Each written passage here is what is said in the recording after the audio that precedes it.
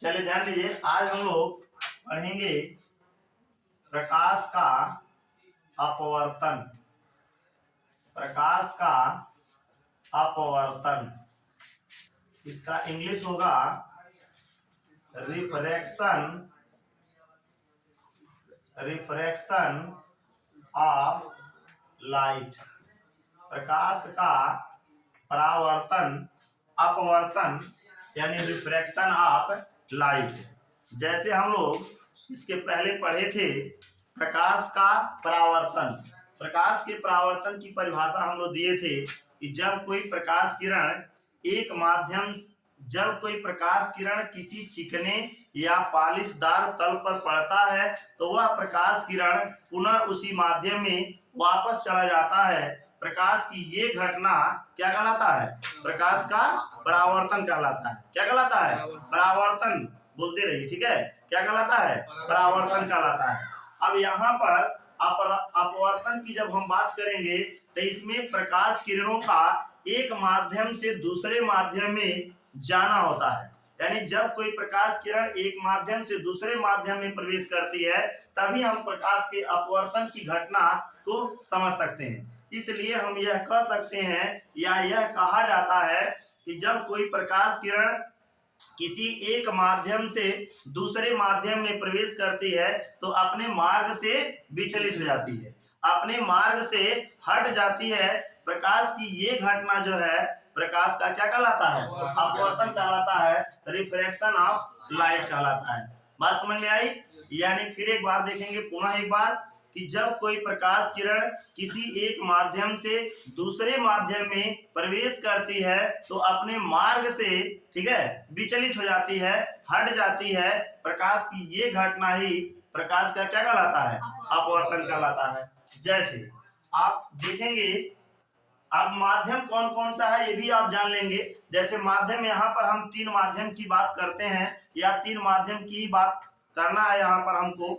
जैसे एक माध्यम जो है जल हो गया, एक माध्यम कांच हो गया, और वायु की भी बात की जाती है और निर्वात की बात की जाती है। तो वायु और निर्वात दोनों की बात एक ही होती है। समझ में आया? वायु और निर्वात दोनों की बात एक ही है। तो इन्हीं 3 के बारे में हमको पढ़ना है।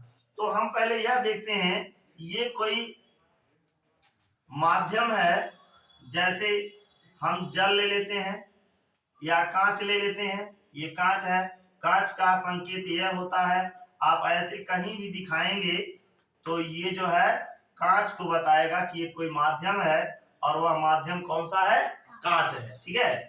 अब जो है ये वायु है, इस पर कोई ऐसे हम लंबवत रेखा ऐसे खींच दें और यहां से कोई प्रकाश किरण ऐसे इसमें प्रवेश करे, यानी यह हो गया आपका वायु और ये हो गया आपका कांच।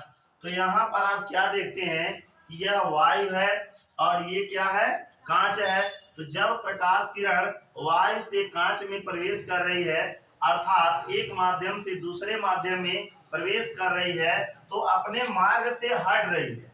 देखिए कैसे, जैसे इसको जाना तो चाहिए ऐसे सीधे, ऐसे निकल जाना चाहिए इसको, लेकिन ऐसे न जा करके ये अविलंब की ओर थोड़ा ऐसे मुड़ जाती है।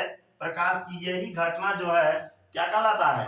प्रकाश का अपवर्तन कहलाता है, अपने मार्ग से हट जाती है।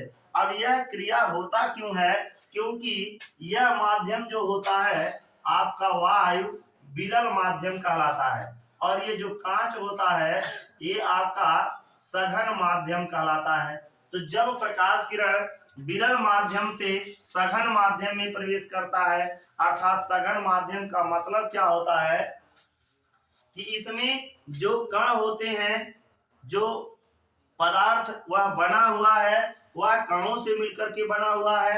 इन कणों के बीच आकर्षण बल अधिक होता है। इसमें वह कण पास पास होते हैं, इसमें जो है वह कण थोड़ा दूर दूर होते हैं। तो जब प्रकाश किरणें इसमें प्रवेश करती हैं तो उनको उसमें चलने में दिक्कत महसूस होती है। ऐसे आप समझ सकते हैं कि उनको चलने में दिक्कत महसूस होती है। इस वजह से यह प्रकाश किरणें हमेशा जो है इसको कहते हैं अविलंब।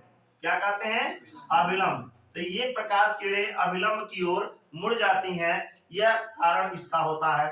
तो इसीलिए यह प्रकाश किरण एक माध्यम से जब दूसरे माध्यम में प्रवेश की तो अब क्या कहते हैं, अपने मार्ग से विचलित हो जाती है। ये घटना ही प्रकाश का क्या कहलाता है, अपवर्तन कहलाता है। अब यह बात याद रखेंगे कि अगर यह प्रकाश किरण वायु से कांच में प्रवेश कर रही है, अर्थात विरल माध्यम से सघन माध्यम में प्रवेश कर रही है, तो अविलंब की ओर मुड़ जाती है। अगर यह प्रकाश किरण सघन माध्यम से विरल माध्यम में प्रवेश करती है तो यह अविलंब से दूर हट जाती है। अर्थात हम यह कह सकते हैं कि अगर यही प्रकाश किरण इधर से ऐसे प्रवेश करे, ठीक है, तो जैसे यहाँ अविलंब के करीब है, अब यहाँ पर क्या हो जाएगी, अविलंब से दूर हट जाएगी। समझ में आ रहा है? तो ये घटना आपका जो है प्रकाश का क्या कहलाता है, अपवर्तन कहलाता है। अब यहाँ से हम लोग अपवर्तन की दो बातें पढ़ेंगे, अपवर्तन के लिए दो नियम पढ़ेंगे, ठीक है। पहला नियम इसका क्या कहलाता है,